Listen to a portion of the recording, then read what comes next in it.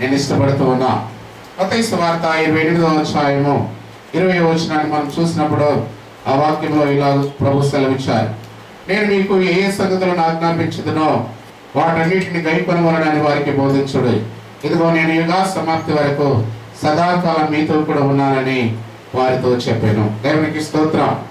ప్రియమైనటువంటి దేవుని పిల్లారా, ప్రభు ఏదైతే మరి ఆ సమాధి నుండి తిరిగి లేచాడో అనేకమైన శుభవచనాలు వారికి తెలియచేసినట్టుగా మనం చూస్తూ ఉంటున్నాం. మీకు సమాధానం కలుగును గాక అన్నాడు, మీకు శుభమవును గాక అన్నాడు, భయపడకుడి అన్నాడు, పరలోకమందు భూమి మీద నాకు సర్వాధికారం ఉన్నది అని సెలవిచ్చాడు.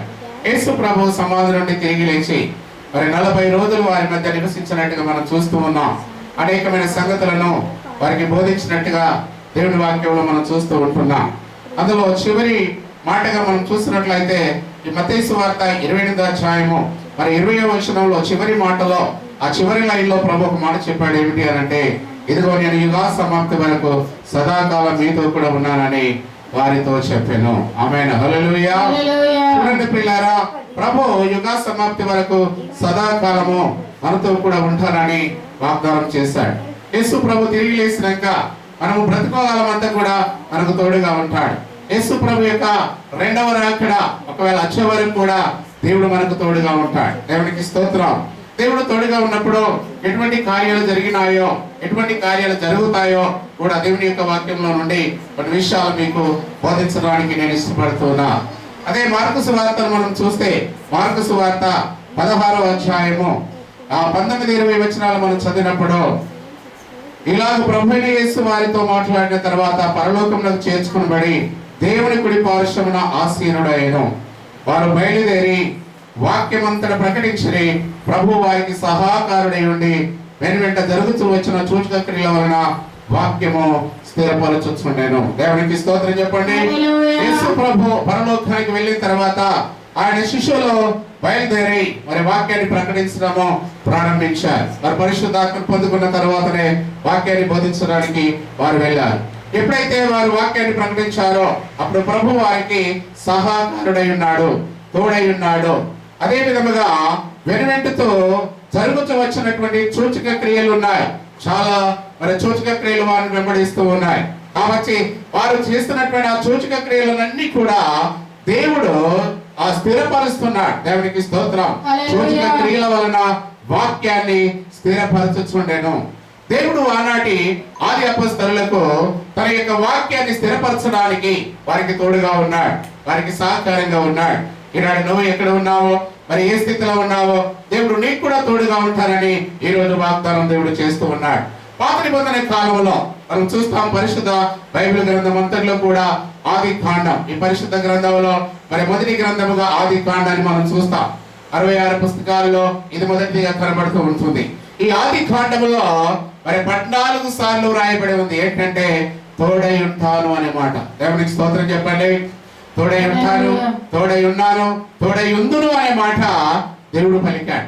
ఆనాటి నుంచి నేటి వరకు కూడా తన భక్తులకు ఆయన తోడుగా ఉంటాడు. ఇది నేను నమ్ముతున్న సత్యం. నాతో నమ్మిన వారందరూ కూడా స్తోత్రం చెప్పండి. దేవుడు నాతో కూడా ఈ మాటలు చెప్పండి. దేవుడు యుగ సమాప్తి వరకు సదాకాలము నాకు తోడై ఉన్నాడు. ప్రభు చేసిన వాగ్దానం ఏమిటి అని అంటే, ఆ యొక్క యుగ సమాప్తి వరకు సదాకాలము కూడా తోడుగా ఉండేటటువంటి దేవుడిగా మనకు కనబడుతూ ఉన్నాడు. ప్రియమైన దేవుని పిల్లలారా, ఆయన తోడు మనకు కావాలి, ఆయన నీడ మనకు కావాలి. మరి ఆది కాండములో ఉన్నటువంటి ఈ 14 సార్లు రాయబడి ఉంది. అందులో నుండి మరి కొన్ని విషయాలు దేవుడు తోడుగా ఉండి ఎలా చేశాడో మీ మధ్య పంచుకోవడానికి నేను ఇష్టపడుతూ ఉన్నాను. మొదటి ఆది కాండములో 21వ అధ్యాయము మరి 20వ వచనంలో రాయబడిన మాట, 21వ అధ్యాయము 20వ వచనంలో రాయబడింది. మనకు తెలుసు, షారాయి దాసి అయినటువంటి ఆగరు మరి అబ్రహాము వలన ఒక కుమారుడిని కన్నది. అతని పేరు ఇస్మాయేలు అని పెట్టబడింది. అయితే ఆగరును మరి ఆమె యొక్క కుమారుడైన ఇస్మాయేలును నీ ఇంటి నుంచి మరి పంపించు అని దేవుడు అబ్రహాముతో చెప్పినప్పుడు వారిని మరి ఇంటి నుంచి పంపివేయడం అనేది జరిగింది. అడవిలో నుండి వారు ప్రయాణం వెళుతూ ఉన్నారు. చాలా భయంకరమైనటువంటి ఆ కోర్ అడవిలో నుండి వారు వెళుతూ ఉంటున్నారు.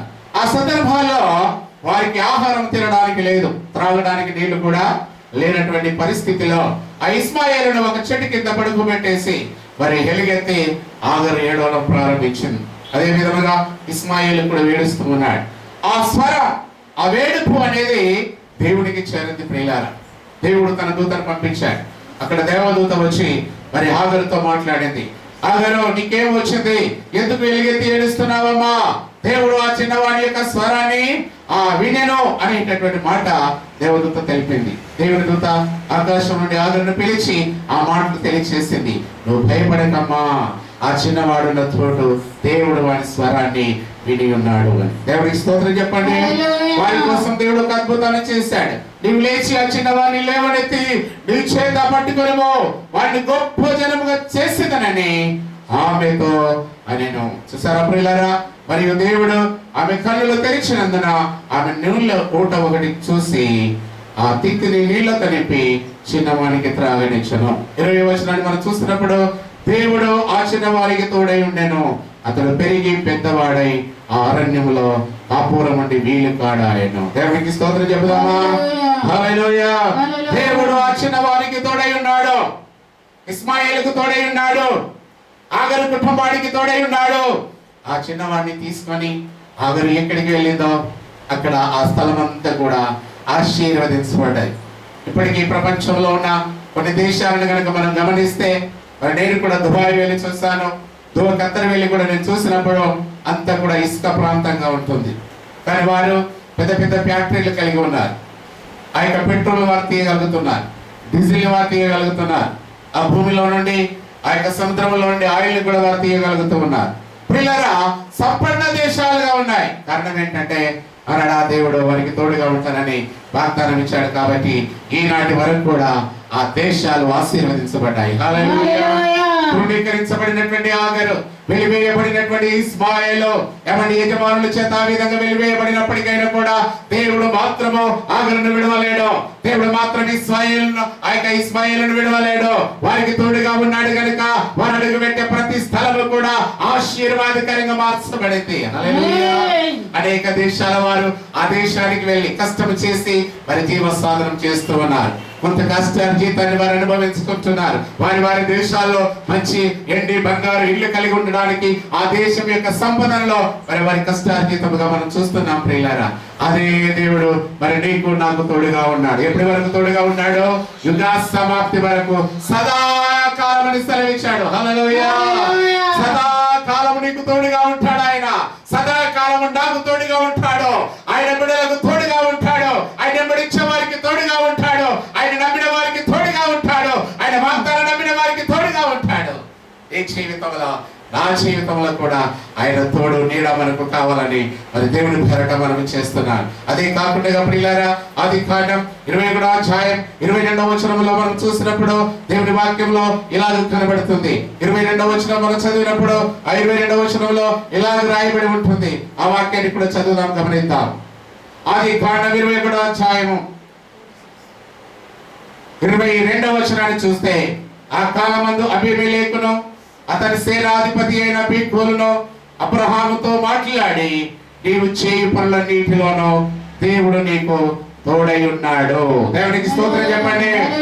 గెరారు దేశపు రాజైన అబీమెలెకు వచ్చాడు అబ్రహాము దగ్గరికి. అలాగే అతని యొక్క సేనాధిపతిని తీసుకుని వచ్చాడు. అబ్రహాముతో అంటున్నాడు ఏమిటి అని అంటే, నువ్వు సేవిస్తున్న దేవుడు, నువ్వు వెంబడిస్తున్నటువంటి దేవుడు, నువ్వు నమ్ముకున్నటువంటి దేవుడు నీకు తోడై ఉన్నాడు. హల్లెలూయా. ఈ రోజున అన్ని జనులకు కూడా నిన్ను గురించి చెప్పాలి. దేవునికి స్తోత్రం. హల్లెలూయా. నన్ను గురించి చెప్పాలి.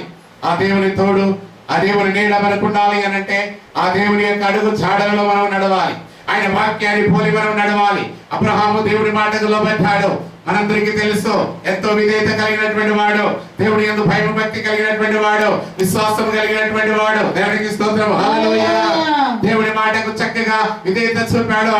అబ్రహాము, నేను చూపించే దేశానికి నువ్వు వెళ్ళు అంటే అబ్రహాము తన యొక్క దేశాన్ని, తన యొక్క గ్రామాన్ని, తన యొక్క మండలాన్ని, తన గ్రామాన్ని విడిచిపెట్టి వెళ్ళిపోయాడు. తనతో పాటు తన భార్య తన కుమారుడైన లోతును తీసుకొని అతడు వెళ్ళి బయలుదేరాడు. అయితే అబ్రాహాములో ఉండేటటువంటి ఒక మంచి గుణ లక్షణం ఏంటంటే ఏ చోట అయితే చేరాడో ఆ చోట ఒక బలిపీఠం కట్టి ఆరాధించేవాడు. దేవునికి స్తోత్రం, హల్లెలూయా. ఏ చోట ఆయన చేరుతున్నాడో, ఎక్కడ గుడారం వేసుకుంటున్నాడో అక్కడ ఆ యొక్క బలిపీఠం కట్టి దేవుడిని ప్రార్థించేవాడు. ప్రియమైన దేవుని బిడ్డలారా, నువ్వెక్కడ నివసించినా దేవుడికి నువ్వు ప్రార్థన చేయాలి. అదే ప్రార్థన అనే బలిపీఠాన్ని నువ్వు కట్టాలి, స్తుతి అనే బలిపీఠాన్ని నువ్వు కట్టాలి. హల్లెలూయా. అబ్రాహాముకు తోడై ఉన్న దేవుడు నీకు తోడై ఉంటాడు. అదే విధముగా మరి అబ్రాహాము దగ్గరికి వచ్చినటువంటి అన్ని జనులు ఎవరైతే ఉన్నారో, ఆ పాలకులు రాజులు ఎవరైతే ఉన్నారో, ఆ సేనాధిపతి ఎవరైతే ఉన్నారో, దేవుడు నీకు తోడై ఉన్నాడని చెప్పి అబ్రాహాముతో ఏ విధంగా అయితే మరి సాక్ష్యం పలుకుతూ ఉన్నారో, అలాగే నీ చుట్టుప్రక్కల ఉన్నటువంటి అన్ని జనులు కూడా నిన్ను చూసి సాక్ష్యాన్ని పలుకుతారు. దేవుడు పలికిస్తాడు. నాతో చాలా మంది కూడా అన్నారు, అయ్యా దేవుని ఆత్మ నీ మీద ఉండటం మేము చూసామన్నా, దేవుడు తోడు లేకపోతే నువ్వేమైపోతుంటావు అని పలికినటువంటి విషయాలు కూడా నాకు జ్ఞాపకం ఉన్నాయి. దేవుడికి స్తోత్రం. ఆ దేవుడి యొక్క తోడు నేను కూడా గమనిస్తున్నాను ప్రియులారా. అయితే ఒక వ్యక్తి జీవితంలో 1-2 లోపాలు అంటే ఒక వేలు పొందకపోవచ్చు, కానీ మరొక రూపంలో దానికి ఎన్నో రెట్ల దీవెన ఆ వ్యక్తులకు ఉంటుందని ప్రభు పేరట నేను తెలియజేస్తూ ఉన్నాను. అబ్రహాముకు తోడై ఉన్న దేవుడు నీకు తోడై ఉంటాడు. దేవునికి స్తోత్రం, హల్లెలూయా. కలిగి ఉన్నాడు, విశ్వాసంతో ఉన్నాడు. దేవునికి ఇచ్చినటువంటి విషయాల్లో కూడా ఏమాత్రం వెనక తీయలేదు. మెల్కిసెదెకు క్రమంలో ఒక రోజున మెల్కిసెదెకు వచ్చినప్పుడు అతని కలిగిన దాని అంతట్లో నుండి 10వ వంతు కూడా మరి అతను ఇచ్చినట్టుగా మనం చూస్తాం. మెల్కిసెదెకు అతన్ని ఆశీర్వదించినట్టుగా మనం చూస్తాం ప్రియులారా. ఇలా ఎన్నో విషయాలు కూడా అబ్రహాము మనకు ఒక మాదిరిగా ఉన్నాడు, అబ్రహాము మనకు ఒక ఆదర్శంగా ఉన్నాడు. కాబట్టి దేవుడు అతనికి తోడుగా ఉన్నాడు. తనకున్న ఒకనొక కుమారుణ్ణి దేవుడు అడిగితే కూడా విడదీయకుండా, తన భార్య విషయాన్ని తెలుపకుండా వెళ్ళి దేవుడికి ఇవ్వడానికి కూడా సిద్ధపడ్డాడు. కానీ దేవుడు నరబలిని కోరేవాడు కాడు. దేవునికి స్తోత్రం చెప్పండి. అబ్రహాము కుమారుడైన ఇస్సాకునకు ప్రతిగా ఒక గొర్రె పిల్లను దేవుడు ఏర్పాటు చేస్తాడు. ఆ గొర్రె పిల్ల లోక పాపాలను మోసుకొని పోవడానికి వచ్చిన దేవుని గొర్రె పిల్లగా యేసుక్రీస్తు ఉన్నాడు. ఆయన నీ పాపాలు నా పాపాలు మోసుకొని పోతూ ఉన్నాడు, పోయాడు. అలాగే నీ పాపం నా పాపం అంతా కూడా తొలగించాడు. అయితే ఆ దేవుని విశ్వసించిన నిన్ను ఆ దేవుడు సదాకాలము నీతో కూడా ఉండి నిన్ను కాపాడుతాడు, నిన్ను ఆశీర్వదిస్తాడు. అటువంటి కృప దేవుడు మనకు దయచేయాలి. దేవునికి స్తోత్రం, హల్లెలూయా. అలాగే దేవుడు మరి ఏ విధంగా ఇస్మాయిల్కు తోడుగా ఉన్నాడో, అబ్రహాము తోడుగా ఉన్నాడో, అబ్రహాము కుమారుడైనటువంటి ఇస్సాకుతో కూడా దేవుడు వాగ్దానం చేస్తున్నాడు. ప్రియమైన వారలారా, ఆదికాండం 26వ అధ్యాయము 3వ వచనాన్ని చదివినప్పుడు దేవుడు ఇస్సాకుతో మాట్లాడడం ప్రారంభించాడు. ఏమని మాట్లాడుతున్నాడో చూద్దాం. 26వ అధ్యాయం 3వ వచనంలో ఇలాగ రాస్తున్నది, ఈ దేశమందు పరవాసివై ఉండము, నేను నీకు తోడై ఉండి నిన్ను ఆశీర్వదించెదను. ఇది దేవుడి యొక్క వాగ్దానం. దేవుడికి స్తోత్రం, హల్లెలూయా, ఆమేన్, హల్లెలూయా. దేవుడు ఇస్సాకుతో కూడా మాట్లాడుతున్నాడు, నేను నీకు తోడై ఉండి నేను నిన్ను ఆశీర్వదిస్తాను. ఆమేన్. ఒకసారి మీతో కూడా దేవుడు అలా వాగ్దానం చేయాలి. నాతో కూడా దేవుడి వాగ్దానాలు కొన్ని ఉన్నాయి. భయపడకు, పేరు పెట్టి నిన్ను పిలిచి ఉన్నాను, నీవు నా సొత్తు అని. నేను సేవకు రాకముందు దేవుడు నాతో మాట్లాడాడు. స్తోత్రం, హల్లెలూయా. ప్రియులారా, ప్రతి దినము కూడా దేవుడు నాతో మాట్లాడుతూ ఉన్నాడు. ప్రతి దినము దేవుడు నీతో మాట్లాడుతున్నాడు. ఎలాగంటే తన వాక్యం ద్వారా మాట్లాడుతూ ఉన్నాడు, కళ ద్వారా మాట్లాడుతూ ఉన్నాడు, దర్శనం ద్వారా కూడా దేవుడు మాట్లాడుతూ ఉన్నాడు. దేవుడు బోధకుడిగా మనకు ఉన్నాడు, దేవుడు మనకు బోధించేవాడిగా ఉన్నాడు. ఆనాడు ఇస్సాకునకు దేవుడు ఏ విధంగా తోడుగా ఉండి మరి వాగ్దానం చేసి ఆ వాగ్దానాన్ని స్థిరపరిచాడో, దేవుడు నీ జీవితంలోనూ నా జీవితంలోనూ అదే నెరవేర్చాలని దేవుడు మంచి ఉద్దేశాన్ని కలిగి ఉన్నాడు. దేవుడు మంచి ఆలోచన కలిగి ఉన్నాడు. దేవుడు నీ ఎడల నా ఎడల విస్తారమైనటువంటి తలంపులను కలిగి ఉన్నాడు. దేవుడికి స్తోత్రం, హల్లెలూయా. గట్టిగా స్తోత్రం చెప్పండి. జరుగుతున్న పరిస్థితులను బట్టి అయ్యో మనం ఏమైపోతామో అని దిగులు పడవలసిన అవసరం మనకు లేదు. యేసు ప్రభు రెండో రాకడ వచ్చే వరకు కూడా తన బిడ్డలను ఆయన తోడుగా ఉండి కాపాడుతూ ఉంటాడు, నడిపిస్తూ ఉంటాడు. దిగులు పడద్దు, భయపడద్దు, అవిశ్వాసం రావద్దు. ఆయన రెండవ రాకడకు ముందుగా ఎన్నో సంభవాలు జరుగుతాయి ఆయన చెప్పారు. పాత నిబంధన కాల ప్రవక్తలు కూడా చెప్పినవి నెరవేరవలసినవి ఉన్నాయి. యేసు ప్రభు చెప్పినవి నెరవేరవలసి ఉన్నాయి. పరిశుద్ధ పౌలు గారు భక్తులందరూ కూడా చెప్పినవి నెరవేరవలసి ఉన్నాయి. కాబట్టి ఆయన రెండవ రాకడకు ముందుగా ఇవన్నీ కూడా జరుగుతాయి. కరోనా వైరస్ రావచ్చు, అట్ట వైరస్ రావచ్చు, ఎబోలా రావచ్చు, సైనికులు రావచ్చు, ఇప్పటికి వచ్చినటువంటి ఇవి ఇంకా కొన్ని కొత్త కొత్త ఎన్ని వస్తాయో మనకు తెలియదు.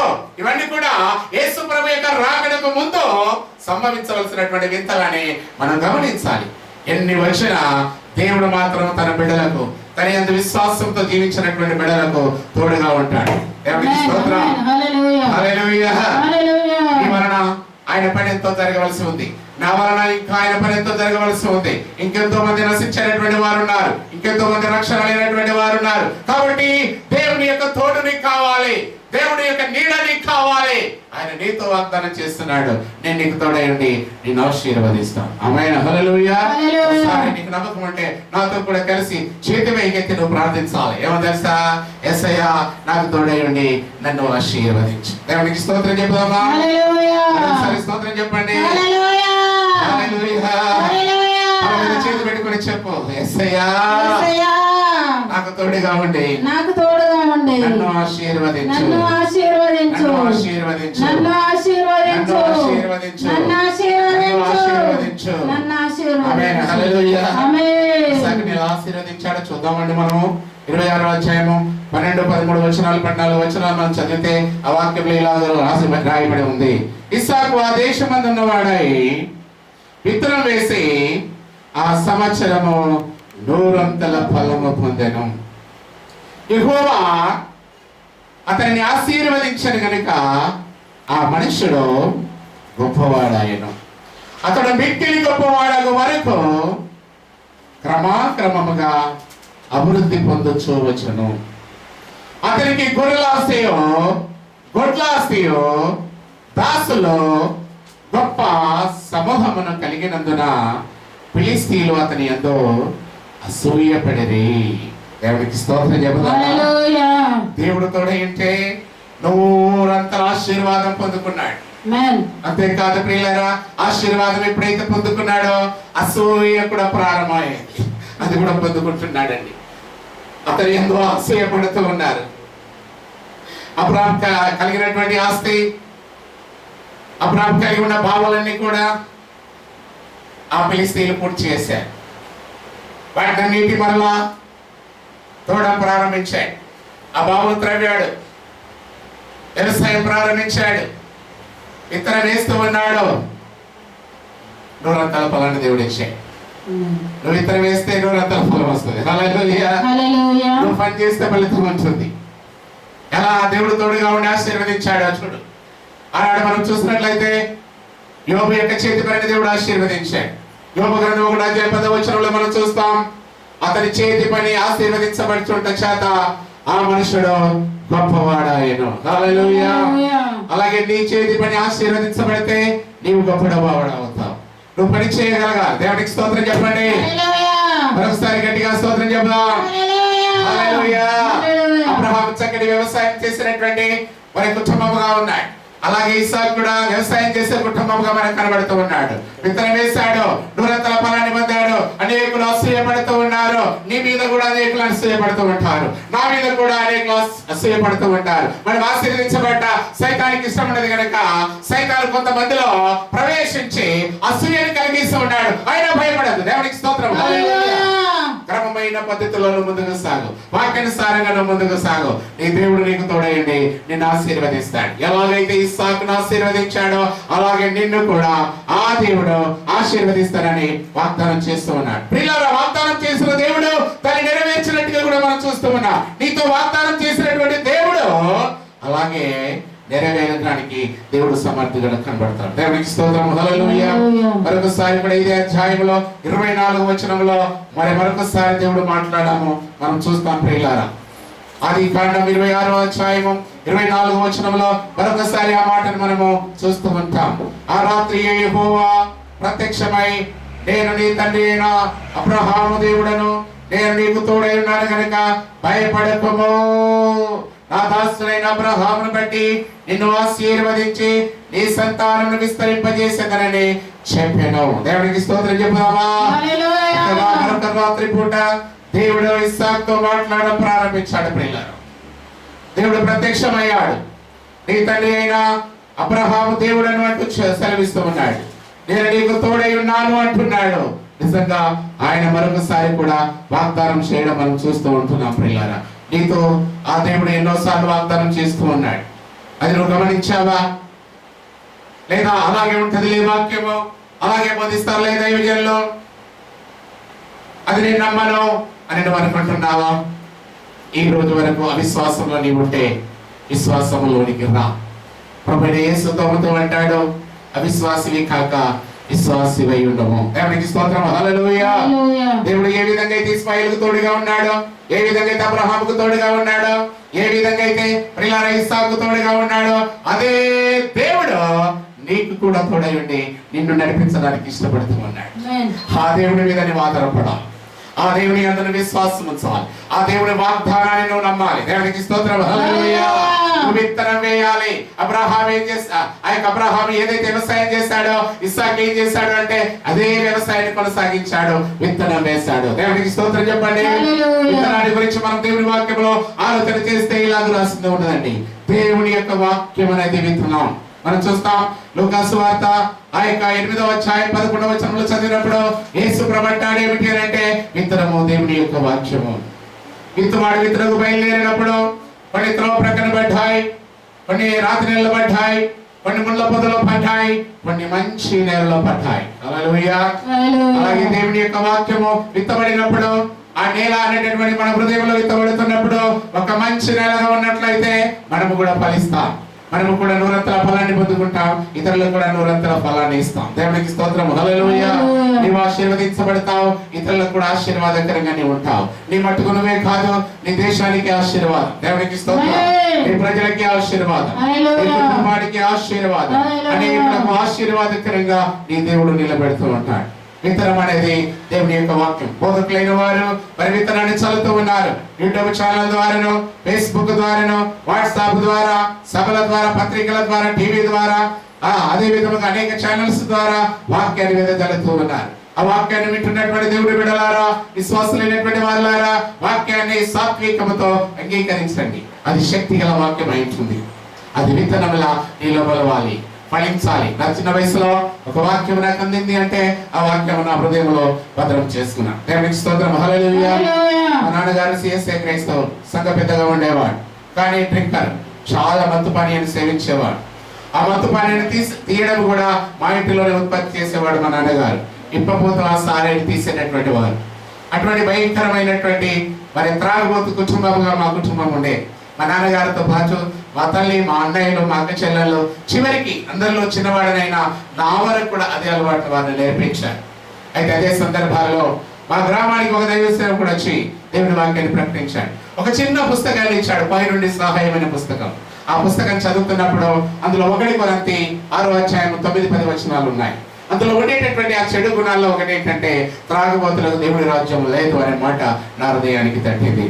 అయితే చిన్న వయసులో నుండి ఈ అలవాటు చేస్తూ ఉన్నారు. దాదాపు కూడా చాలా చిన్న వయసే, అంటే దాదాపుగా 5-6 సంవత్సరాల వయసు నుండే అలవాటు చేస్తూ ఉంటారు ఊర్లలో ఆ రోజుల్లో.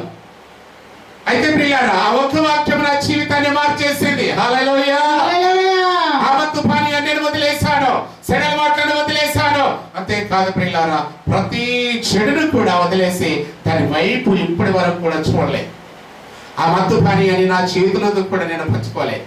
నా స్నేహితులకు, బంధువులకు కూడా ఎవ్వరికి కూడా నేను ఇప్పించలేను. ఎందుకంటే నా దేవుడు పరిశుద్ధుడై ఉన్నాడు. నా దేవుడు నాతో వాగ్దానం చేశాడు. కాబట్టి నా వల్ల అనేకులు కూడా మార్చబడాలని నా బంధువులలో అనేకుల కోసం ప్రార్థిస్తూ వచ్చాను. ఇప్పటి వరకు దాదాపు 95% నా బంధువులందరూ కూడా మార్చబడ్డారు, నా యేసయ్యను ఆరాధిస్తున్నారు. ఆ యేసయ్యకే మహిమ కలుగుగాక. అలాగే నీ బంధువులు కూడా మార్చబడాలి. దేవునికి స్తోత్రం. నీవు దీవించబడాలి, నువ్వు అనేకులకు దీవెనకరంగా ఉండాలి. ఆమేన్, హల్లెలూయా. నువ్వు మార్చబడాలి, నీ ద్వారా అనేకులు మార్చబడాలి. అటువంటి తోడు నీడ ప్రభు నీకు కావాలి అని అంటే ఆనాడు వారు ఎలా వెంబడించారో నీవు కూడా అలాగే వెంబడించాలి, మనమందరం కూడా అలాగే వెంబడించాలి. ఆ దేవుడు సెలవిస్తున్నటువంటి మాట ప్రియులారా, ఎవరైతే అబ్రహాము దగ్గరికి వచ్చి దేవుడు నీకు తోడై ఉన్నాడు అని సెలవిచ్చారో అదే ప్రకారంగా మరొకసారి ఇస్సాకు దగ్గరికి కూడా అదే అబీమెలెకు మరలా వచ్చి ఆ ఇస్సాకుతో కూడా మాటలు పలుకుతున్నట్టుగా మనం చూస్తామండి. ఇందులో మనం చూసినట్లయితే ఆదికాండం 26వ అధ్యాయం 28వ వచనాన్ని మనం చదువుకున్నప్పుడు ఆ వాక్యంలో ఇలాగ రాయబడి ఉంటుంది ప్రియులారా, వారు నిశ్చయముగా యెహోవా నీకు తోడై ఉంట చూసితివి కనుక మనకు అనగా మాకును నీకును మధ్యన ఒక ప్రమాణం ఉండవాలననియో మరొకసారి కూడా వచ్చారు. దేవునికి స్తోత్రం. హల్లెలూయా. ఇతడు కూడా మనం చూడండి 26వ వచనంలో చూస్తే, అంతటా అబీమెలెకును అతని స్నేహితుడైన అహూజాతును అతని యొక్క సేనాధిపతి అయిన పీకోరును గెరారు నుండి అతని యొద్దకు వచ్చరి. ఇస్సాకు, మీరు నా మీద పగబట్టి మీ యొద్ద నుండి నన్ను పంపివేసిన తర్వాత ఎంత నిమిత్తము నా యొద్దకు వచ్చి ఉన్నారని వారిని అడగగా, వారు నిశ్చయముగా యెహోవా నీకు తోడై ఉండ చూస్తే గనక మనకు అనగా మాకును నీకును మధ్య ఒక ప్రమాణం ఉండవలనని ప్రమాణమును మాకు చేయాలయ్యా. ఈ దేశంలో దేవుడు నీకు తోడుగా ఉన్నాడు, దేవుడు నిన్ను ఆశీర్వదిస్తున్నాడు, నువ్వు గొప్పవాడు అవుతున్నావు, ఎండి బంగారు ఆస్తి ఐశ్వర్యం నువ్వు కలిగి ఉంటున్నావు. కాబట్టి రేపు దినమందు మా యొక్క పిల్లల మీదకి నీ పిల్లలు యుద్ధానికి రావద్దు. ఆమేన్. హల్లెలూయా. ఒక భయం వారిని పట్టింది. దేవునికి స్తోత్రం చెప్పండి. కాబట్టి అబ్రహాముతో ఒక నిబంధన చేసుకోవడానికి వచ్చినటువంటి అదే రాజు ఇస్సాకుతో కూడా ఒక నిబంధన చేసుకోవడానికి వచ్చాడు. అబ్రహాముతో ఏ మాట అయితే మాట్లాడాడు అబీమెలెకు, అలాగే ఇస్సాకుతో కూడా అదే మాట మాట్లాడుతున్నాడు. ఈ దేవుడు నీకు తోడై ఉంటామని చూస్తాం. దేవునికి స్తోత్రం. ప్రేమైనటువంటి దేవుని పిల్లలారా, అదే దేవుడు నీకు తోడుగా ఉంటాడు, నాకు తోడుగా ఉంటాడు. దేవునికి స్తోత్రం చెప్దామా? మరొకసారి ఆమె చెప్దామా? హల్లెలూయా, హల్లెలూయా, హల్లెలూయా. దీవెనలు కురిపించు దేవా, దిన దినము మమ్ము నడిపించు దేవా. దీవెనలు కురిపించు దేవా, దిన దినము మమ్ము నడిపించు దేవా. నీ దీవెనే మాకు బలము, నీ దీవెనే మాకు మార్గము, నీ దీవెనే మాకు బలము, నీ దీవెనే మాకు మార్గము, నీ దీవెనే మాకు మార్గము. దీవెనలు కురిపించు దేవా, దిన దినము మమ్ము నడిపించు దేవా. దీవెనలు కురిపించు దేవా. మనమందరం కూడా ఆదాము అవ్వను చేసిన దేవా, అబ్రహామును పిలిచిన దేవా. ఆదాము అవ్వను చేసిన దేవా, అబ్రహామును పిలిచిన దేవా. యోసేపునకు తోడైయుండి నడిపించినావు. దీనుల మమ్మును నడిపించరావా, దీనుల మమ్మును నడిపించరావా. దీవెనలు కురిపించు దేవా, దిన దినము మమ్ము నడిపించు దేవా. దీవెనలు కురిపించు దేవా.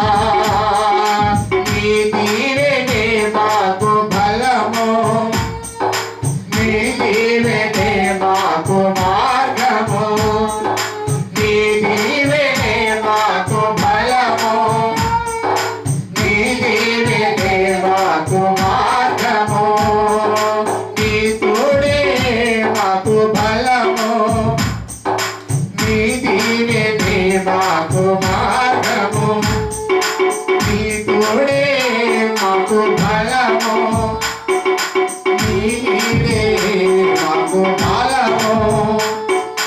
దీవెనలు కురిపించు దేవా, దిన దినము మమ్ము నడిపించు దేవా.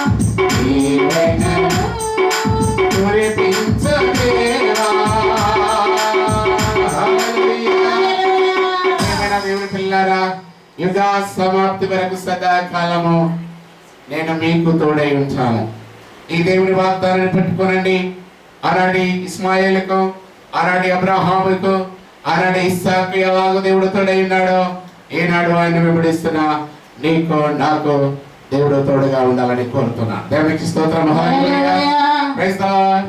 సెకండ్ పార్ట్ లో మరలా మనం వచ్చే వారము ఇంకా ఎక్కువ వాక్యాన్ని మనం నేర్చుకోబోతున్నాం ప్రియులారా. కాబట్టి నీ నా జీవితంలో నన్ను ప్రభువా ఏ విధంగా అయితే ఇస్మాయిల్ను ఆ తోడై ఆశీర్వదించావో, అబ్రహాంకి ఎలాగ తోడైండి ఆశీర్వదించావో, ఇస్సాకి ఎలాగ తోడైండి ఆశీర్వదించావో, నన్ను, నా కుటుంబాన్ని, నా ప్రజలను, నా గ్రామాన్ని, మండలాన్ని, జిల్లాను, రాష్ట్రాన్ని, దేశాన్ని కూడా ప్రభా నువ్వు తోడుగా ఉండి ఆశీర్వదించమని నువ్వు దేవుని వేడుకో, నేను దేవుని వేడుకుంటున్నాను. మనమందరం కలిసి ప్రార్థన చేద్దాం. తల్లు వంచదాం. అందరూ తల్లు వంచినట్లయితే ప్రియమైనటువంటి వారులారా, మనలా దేవుని దీవించాలని ప్రార్థించుదాం. అలాగే మన యొక్క దేశాన్ని దీవించాలని కూడా ప్రార్థన చేద్దాం. అందరూ నాతో కూడా ఏకీభవించవలసిందిగా మనం చేస్తున్నాను. Thank you Jesus. హల్లెలూయా. మహాపరిశుద్ధమైన పరలోక తండ్రి, ఈ ఘనమైన నామానికి స్తుతి కలుగును గాక. నజరేయుడైన యేసుక్రీస్తు ప్రభువుగా ఈ లోకానికి వచ్చారు. మా పాపాల కోసం చనిపోయి సమాధి చేయబడి తిరిగి లేచిన దేవుడవు నాయన. 40 రోజులుగా నాయన నీ ప్రజలకు, నీ శిష్యులకు అగుపడుచు నాయన అనేక సంగతులను వారికి బోధించావు. ఇదిగో యుగ సమాప్తి వరకు సదాకాలం నేను మీకు తోడుగా ఉంటానని వాగ్దానం చేసినావు. నేటి వరకు తోడుగా ఉండి నడిపిస్తున్నందుకై స్తోత్రం. తండ్రి దేవా, ఆనాడు ఇస్మాయిల్కు తోడుగా ఉండి అతడికి వెళ్ళి ప్రతి స్థలాన్ని కూడా ఆశీర్వదించారు. అబ్రహాముకు తోడుగా ఉన్నారు. హల్లెలూయా. అతడికి వెళ్ళి ప్రతి స్థలాన్ని కూడా ఆయన మీరు ఆశీర్వదించారు. అలాగే అబ్రహామును పోలి మేము నడుచుకోవడానికి సహాయం చేయండి. నీ పిలుపుకు లోబడి వినయ విధేయతలు కలిగి విశ్వాసముతో జీవించడానికి నీ కృపని మరి ప్రార్థన చేస్తూ ఉన్నాను. పరమ తండ్రి నీకు వందనాలు నాయన. అన్ని జనులకు కూడా ప్రభువా నీ వలన మేము ఆశీర్వదించబడిన వారమని చెప్పినట్లుగా మేము చేస్తున్నటువంటి ప్రభువా ప్రతి పనిలో మీరు తోడుగా ఉండమని ప్రార్థిస్తూ ఉన్నాం. నీ సేవకులుగా ఆ సేవా పరిచర్యలో తోడుగా ఉండమని అడుగుతూ ఉన్నాం. విస్తారమైనటువంటి ప్రభువా ఆత్మల పంటను అనుగ్రహించమని ప్రార్థిస్తూ ఉన్నాం. ప్రభువా ఈ సేవా పరిచర్యలో అనేకులకు విడుదల దయచేయి, అనేకులకు రక్షణ దయచేయి, అనేకులకు స్వస్థత దయచేయమని నీ సన్నిధిలో ప్రార్థిస్తున్నాను తండ్రి. అబ్రహాముకు తోడై ఉన్నప్పుడు ప్రభా అబీమెలెకు కన్యరాజు ఏ విధంగా అయితే చెప్పగలిగినాడో ఆ విధంగా అన్ని జనుల ప్రభా మమ్మల్ని బట్టి నిన్ను మహిమపరచినట్టుగా నీకు మహిమకరంగా మేము బ్రతకడానికి సహాయం చేయమని నీ సన్నిధిలో వేడుకుంటున్నాను. ఆనాడు ఇస్సాకును వాగ్దానం చేశావు ప్రభువా, ఇదిగో నేను నీకు తోడై నిన్ను ఆశీర్వదిస్తానన్నావు. అతడు విత్తనం వేసినప్పుడు నూరంతల ఫలాలను ఇచ్చావు. అనేకులు అసూయపడేటట్టుగా దీవించినారు. స్తోత్రం. హల్లెలూయా. అటువంటి దీవెన ఈనాడు ప్రభా తండ్రి నీకు వందనాలు నీ బిడ్డలకు ఉండును గాక. ఈ లైవ్ చూస్తున్న ప్రతి వారికి ఉండును గాక. ఈ సంఘంలో ఉన్న ప్రతి వారికి ఉండును గాక. ఈ మినిస్ట్రీలో ప్రతి వారికి ఉండును గాక. ఇస్సాకు తోడై ఉన్న దేవుడు, ఇస్సాకు తోడై ఉన్న దేవుడు ఈ సంఘ బిడ్డలకు తోడై ఉండును గాక. హల్లెలూయా. వందనాలు చెల్లిస్తుంటున్నాను ప్రభా. జీసస్ బ్లెస్సింగ్ మినిస్ట్రీని ఆశీర్వదించండి. నా ఫ్యామిలీ మీరు ఆశీర్వదించండి. నా ఆత్మీయ బంధువులందరినీ కూడా మీరు ఆశీర్వదించండి. వారి గృహారాధనలో ప్రభా మీరు ఉండమని ప్రార్థిస్తున్నాను. అతి త్వరగా ప్రభా నాయన నీకు వందనాలు. మా దేశానికి సతత దయచేయండి. ఈ కరోనా వైరస్ యేసు నామములో తొలగిపోవును గాక. నశించే నాశనం అవును గాక. తూర్పు పడమర ఉత్తర దక్షిణాల నుంచి వచ్చినటువంటి ప్రతి వైరస్ యేసు నామములో మా దేశాన్ని విడిచిపెట్టి పొమ్మని ఆజ్ఞాపిస్తున్నాను. 20 కాలంలో వచ్చినటువంటి తెగలో ఆ సముద్రంలోనికి వెళ్ళినట్టు వెళ్ళను గాక. ప్రభువు యేసుక్రీస్తుకు ఎదురుగా వచ్చినటువంటి సేనా దయ్యాలు ఆ యొక్క సముద్రంలో పడినట్టుగా పడును గాక. ఆ దేశాన్ని పట్టి పిడిచే ప్రతి కరోనా వైరస్ నాశనం అవును గాక. ప్రభువా నీ కృప కావాలి నాయన. నీ తోడు నా దేశానికి కావాలి, నీ నీడ నా దేశానికి కావాలి, మా పాలకులకు కావాలి నాయన, మా మంత్రులకు కావాలి నాయన, మా అధికారులకు కావాలి నాయన, మా డాక్టర్లకు కావాలి నాయన, మా పోలీస్ డిపార్ట్మెంట్ వారికి కావాలి నాయన, మా స్టాఫ్ అంతటికి రెవెన్యూ డిపార్ట్మెంట్ వారికి కావాలి నాయన. ప్రభువా నీకు స్తోత్రాలు చెల్లిస్తున్నాం. నీ ప్రజలను కాపాడమని ప్రార్థిస్తున్నాను. ఒక్క పాజిటివ్ కేసు కూడా రావద్దని ప్రార్థిస్తున్నాము నాయన. ప్రభువా నీకు వందనాలు. యుగ సమాప్తి వరకు సదాకాలము మాకును ప్రతి ఒక్కరికి తోడుగా ఉండి నడిపించమని ప్రభువా నీ అధికారములకు వాక్యములకును నీ పరిశుద్ధాత్మ సన్నిధికి ప్రభువా మమ్మల్ని మేము సమర్పించుకుంటూ యేసు నామములో ఈ ప్రార్థన అడిగి వేడుకుంటున్నాను తండ్రి. ఆమేన్. ఆమేన్. అందరూ కూడా చెప్దాం ఆమేన్. ఆమేన్. ఆమేన్. ఆమేన్. హల్లెలూయా. హల్లెలూయా. దేవుడు మిమ్మల్ని దీవించును గాక. ఆమేన్.